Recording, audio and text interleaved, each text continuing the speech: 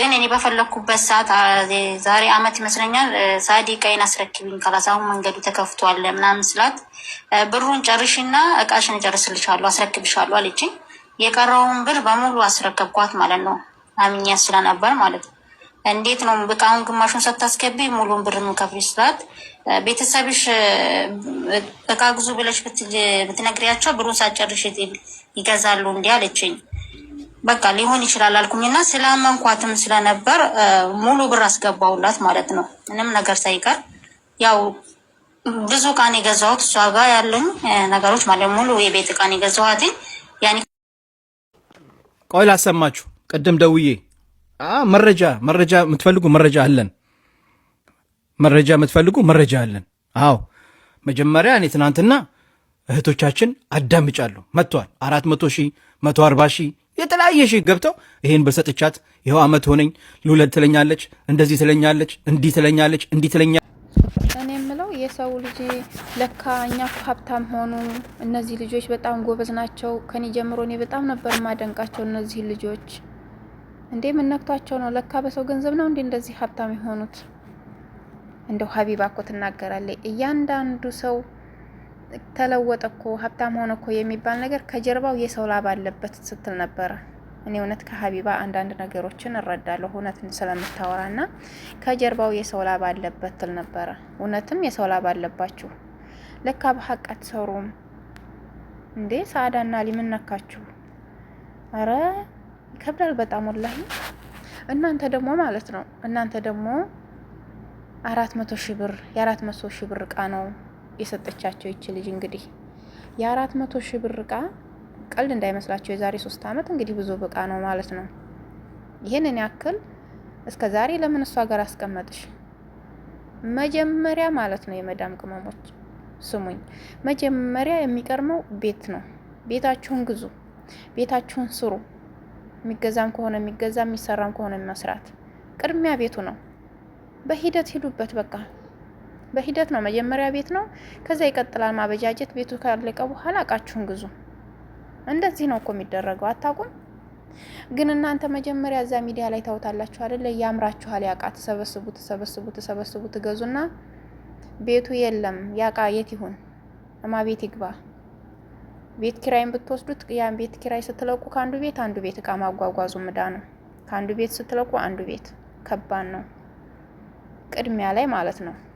አሁን ከኋላ ላላችሁ ቅድሚያ ላይ ቤታችሁን ግዙ። በሂደት ቀጥሉበት፣ ይቀጥላል ማለት ነው። የምትፈልጉትን ነገር እንደዛ ነው እንጂ መጀመሪያ ሰብስባችሁ ሰው ጋር አስቀምጣችሁ እንደገና እንደዚህ ነው እንዴ።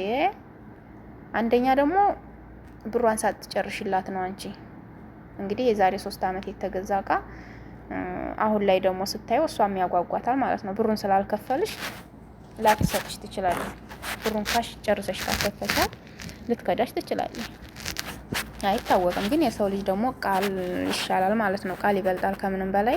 ያንን ቃል ገዝታልሽ አስቀምጣልሽ ከሆነ እነሱም ገንዘብ ባያሳሳቸው ጥሩ ነበረ። ሁለተኛው ደግሞ እናንተ ደግሞ የመዳም ቅመሞች እወቁበት። ገንዘባችሁን እዛም እዚህም አትዝሩ ማለት ነው። እንዴት ሆነንም እንደምናገኝ አቦሪችን ገንዘብ እንተዋወቃለን ሁላችንም። መቼም ቁጭ ብለን አይደለም እናገኘው። እንዴት ሆነን እንደሆነ ስብር ብለን ማለት ነው። እናት አባታችንን በስነ ስርዓት ማንታዘዝ ልጆች ሰው ቤት መተን ደፋ ቀና ብለን ማለት ነው። ሲጠሩን እንኳን አቤት ስንል እንኳን ተቆጥተን አይደለም፣ አንገታችንን ሰብረን ስርዓት ባለው መንገድ ነው የምንላላከው የምንታዘዘው። እንደዚህ የምንሰራ ሰዎች ገንዘባችንን ደግሞ ማንም እንዲበላብን አታድርጉ። ገንዘባችሁን በአግባቡ ያዙ። እኔ እናቴ ትብላው ቤተሰቦቼ ይብሉት፣ እኔ ማንም ከሚበላብኝ ገንዘቤን ሰጥቼ እና እንደዚህ አታድርጉ። እኔ ግን ሰአዳና ሊን ራሱ ሰአዳ ገዝታልኝ እቃ ምናምን ቤቴን ስጨርስ እቃን ትገዛልኛለች የሚል አላማ ነበረኝ። ግን እንደዚህ አይነት ከሆነ ይከብዳል። የሰው ልጅ ደግሞ ደንበኝነት እየራቀ ነው የሚሄደው። ሁለተኛ ደግሞ የሰው ገንዘብ የሰው ሀራም ገንዘብ ካለበት ያ ንብረታቸው ላይ የሰው ነገር ካለበት በሐራም የገባበት ካለ ንብረታቸው እየከሰረ እየወደመ ነው የሚሄደው። ከጊዜ በኋላ እየከሰራችሁ ነው የምትሄዱት። ሰአዳና ሊ ደግሞ ተጠንቀቁ፣ ጥንቃቄ አድርጉ። የሰው መንባ ደግሞ ጥሩ አይደለም። የዛ የሰው ሀቅ በልታችሁ እነዛ ሰዎች ሲያለቅሱባችሁ ለልጆቻችሁም ለንብረታችሁም ለእናንተም ጥሩ አይደለም። ስትሞቱም አላህ ቤት እንዴት ትገናኛላችሁ? ካላህ ፊት ያስቀጣችኋል። እና ከባድ ነው እንግዲህ ሁሉም ናቸው እንግዲህ የወጡት ማለት ነው። ሙባረክ ጋር ሁሉም በቃ መጥቷል በሰበብ ይሄን ይሄን ያህል ብር አለብኝ እኔም ይሄን ያህል ብር አለብኝ 100,000 200,000 300,000 400,000 ያላለ የለም።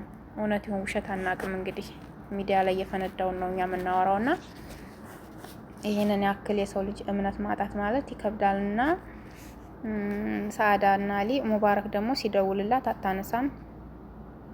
ስልኩን መጀመሪያ አታውቅም። ከጀርመን ቀጥታ ኢትዮጵያ ሲደውልላት አነሳይ። ከዚያም በኋላ በዋትስአፕ ነው ምንድነው በዋትስአፕ አትመልሽም ሲላት እኔ ዋትስአፕ አይሰራም በቴሌግራም እና ቶሎ አለችው። በቴሌግራም ሲሄድ ሲደውልላት ሲጽፍላትም አትመልስም አትገባም ማለት ነውና ብቻ መጨረሻ ላይ ያሊን ቁጥር ነው መሰለኝ የሰጠችው። አሊ ቁጥር ላይ ደወለ። ደግሞ እንደገና አናገራቸው። እሷ እንግዲህ አንዴ እርጉዝ ነኝ አሁን ልውለድ፣ አንዴ እንደዚህ ነኝ ነበር የምትለኝ ነው ያለችው። ገንዘባቸውን እንግዲህ አላቅም። አሁን እጅ ተፍንጅ ተይዘው ነው ነገሩ። ወደ ሳይሆን በግድ ይከፍላሉ። ግን ሙባረክን ግን ሳናመሰግን ማለፍ የለብንም። መቼም እኛ የሚዲያ ሰዎች አንድ ነገር ካገኘን እዛ ሰውዬ ላይ እንነፍስበታለን። ከዚያ ደግሞ ከጊዜ በኋላ ደግሞ ጥሩ ነገር ሲሰራ ካገኘን ደግሞ ልክ ጥሩ ነገሩን ይዘን እናሯሩጣለን ማለት ነው። እና ሙባረክ እኛ ጥሩ ነገር እየሰራ ነው የምናየው። አሰሪዎቻቸው አፍነዋቸው በር ተዘግቶባቸው ታፍነው ታግተው ብዙ ልጆችን እሱ ጀርመን ሆኖ እየደወለ መዳሞቻቸውን እያናገረ ብዙ ነገሮችን የሚያደርግልን ወንድማችን ነው። እድሜና ጤና ይስጥህ። ጀዛካላህ ኸይር። እና ይሄንን ያክል የሚተባበረን ወንድማችን ነውና አሁንም ይዟቸዋል፣ ሚዲያ ላይ አሁንም ይዟቸዋል። እነሱንም ወደው ሳይሆን በግዳቸው የሰው ሀቅ እንዲመልሱ ነው የሚያደርጓቸው። ኢንሻአላህ መጨረሻቸውን እንግዲህ እንሰማለን። መቼም ጀመር አድርገው አይተዋቸውም። ሙባረክ አይተዋቸውም። ያንን ነገር ግብ ሳያደርስ አይተዋቸውም። ጎበዝ ነው፣ ተልበስብሶ የሚቀር አይደለምና የመዳም ቅመሞች ባካችሁ ለማንም ሆነ ለማንም ገንዘባችሁ ተጠንቀቁ። ለማንም አትስጡ። እናትና አባታችሁ ብቻ ናቸው ሀቅ ያለባችሁ። ለሰውም አትስጡ። ለሰውም ጉዙልን ብላችሁ አትስጡ። እናትና አባትሽስ ቢሆኑ ብሩን ሳትጨርሽላቸው ነው ወይ የሚገዙልሽ አለችኝ ነው ያለችው። አዎ እናትና አባትሽም ቢሆን ከማንም ኪስ ከማንም ወይም ዱቤ አንጥታ አይገዙልሽም። እቃ ግዙልኝ ስትይ ልክ ብርሽን ካሽ ከፍለሽ ብርሽን ካሽ ትከፍሊና እቃሽ ይገዛልሻል፣ ወደ ቤትሽ ታስገቢያለሽ። መጀመሪያ እሷ ጋር ስታስቀምጡ እቃችሁን ካሽ ከፍላችሁ መሆን አለበት። እንዳልኳችሁ እቃው ያጓጓቸዋል። መጨረሻ ላይ እንኳን የዛሬ 3 አመቱ አይደለም የወሩና የሳምንቱ ራሱ ልዩነት አለው። ያጓጓቸዋል፣ ይከዷችኋል፣ ክዳት ይመጣል። ለዛ ነው እነሱ አሁን አጓግቷቸው ይሆናል የዛሬ 3 አመት የተገዛ እቃ አሁን ደግሞ ሰማይ ነው የትና የት። ስለዚህ ሊከዷቸው ይችላሉና ጥንቃቄ ብታደርጉ አሪፍ ነው ብዬ ነው የምለው እኔ።